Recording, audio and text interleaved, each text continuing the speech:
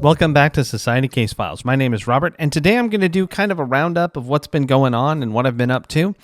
Some of it involves Warhammer, some of it involves painting, but we're going to get to it. Now, the reason that I'm starting with these models here in place is because one of them broke when I was trying to get this all ready to go. And I just performed some surgery on him to get him back up to fighting shape. But these are the Voidscarred Corsairs. They're a kill team, and I wanted them because I saw a tier list, and they were highly rated. They look really cool. I really like the models. There is a lot of variation that you can do, and I have read that you probably need... Yeah, well, there's how I broke it. I've read that you kind of need 2 boxes in order for these guys to work out the best so that you have some variation when you go at your... different opponents. Like if you're fighting an elite squad, then you want a different type of character and that sort of thing. I'm not entirely sure how committed I am to this team to do that yet, but they do look awesome. They didn't take a super long time to build. I did put one of them in a video though, and it was this character, mostly to show how the legs connected, because a lot of these characters start by putting the legs together first and then attaching them to the torso. In some cases, that's actually more difficult than putting on the torso and then putting the legs in individually. But just dry fit and test it, and you'll see what I mean. But this is the character that broke, and I don't want to handle him too much because he's actually still broken. The wing on the bird busted, but he just fell right off. And, I mean, for a character that is supposed to be running around in a kill team, this is kind of a shoddy design. This time I attached the ribbon more to his forearm to try and give it a little bit more of a brace, and I'll fix this wing at some point when he's fully dry. I'll bust it off and basically glue it back on, and hopefully he'll be okay. Otherwise, I'll just take it off and the bird will be wounded or something, which is terribly sad. But anyway, this is the Voidscarred Corsairs. I love them. They're super fun, and hopefully, once I get them all painted up and give them a try in the game, they will be just as fun.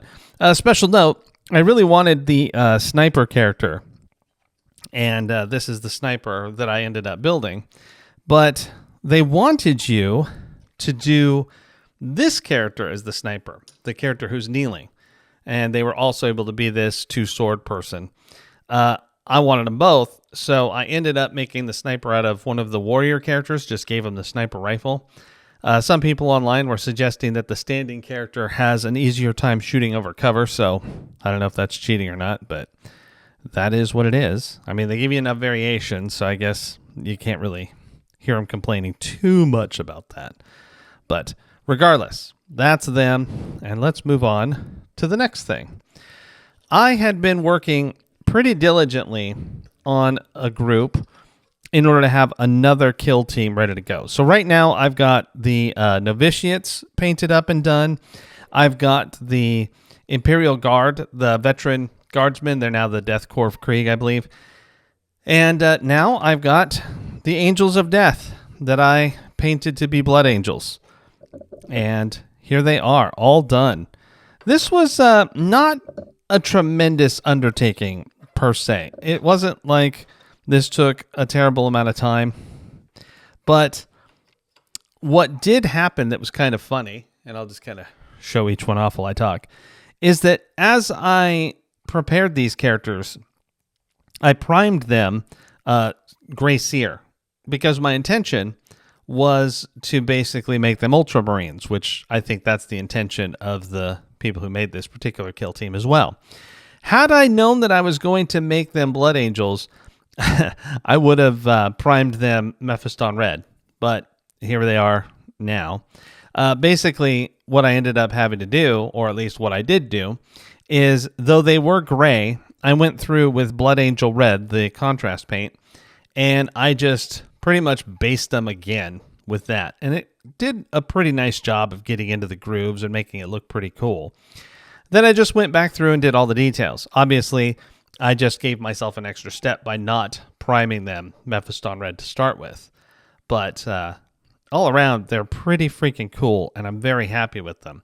Now, one of the things I did for the eyes was I used Moot Green as a base, and then I went back through with Warpstone Glow to make them have a little bit of shimmer to them.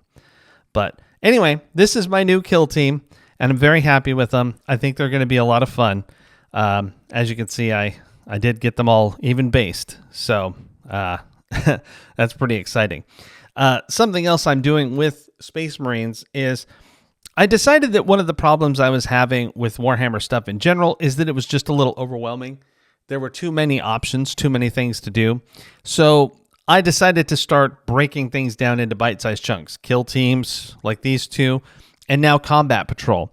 So I went and looked, and my Space Marine Blood Angel Combat Patrol is almost done. I've just got to paint a few models, and I'll have a whole Combat Patrol ready to go.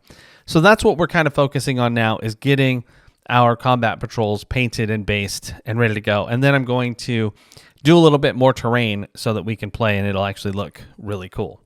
So that's what's happening in that front. Next thing up, I got Fulgrim with the Emperor's Children.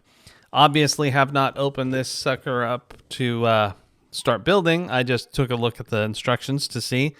And I was right. It's pretty much like building Marathi. You build this massive tail, you build the top, you put it on top, you put the wings on. The cool thing about the instructions for this character is that the wings attach to a backpack now instead of going in individually. And let me tell you, with the last couple of characters I built with wings, they are individual and they just go on the back, and they always look a little funky. But you can see here in this picture that it's attaching to a backpack. So it's going to make this a lot easier to build all around. But I will definitely do this for the channel. I'm not sure that this is a one video build. Marathi probably wasn't, but in any event, we will get to that soon. And if you've seen some of the videos this week, I did two Emperor's Children characters, the Lord Exultant and Lucius the Eternal, and they're both on the channel right now. So I've got the Noise Marines, and I've got their Combat Patrol coming. So when that Combat Patrol comes, I will definitely build that on camera as much as is necessary. Obviously, the Lord Exultant isn't, because I already did him, but there's some other characters in there that might be really cool. And I'll probably spot check them, because I doubt that they're all different enough to really warrant doing every single model. But anyway, that's what's happening there. The next thing I want to talk about is my role-playing game, The Writer's Room. Actually, I just want to show off something that I made that I finally got a copy of, and it's these twist cards. So in the game, twist cards are if a scene is happening and people feel like it might be dragging, or they want something to happen and they just can't think of something, they can draw a twist card, and it will give you some prompts, some ideas of how to progress with the story. So like if you pull this one, it's a supernatural card. It's called Mystical. It's got a cool little picture of basically some Stonehenge place. And it says some form of magical power is active. And then it gives you suggestions. A planetary alignment impacts emotions. People are twitchier than normal. Unusual behavior, good and bad, through a whole town. Or if you just flip through, there's this oddity one for drama. But you can kind of see what they look like. They're just art cards that just have a few ideas in them. So this is a conversation spark. A spark is felt, romantic or platonic. The conversation leads to a stronger connection. A romantic notion enters the scene. Friendship intensifies for one of the parties. And that's kind of what I wanted here. There are 72.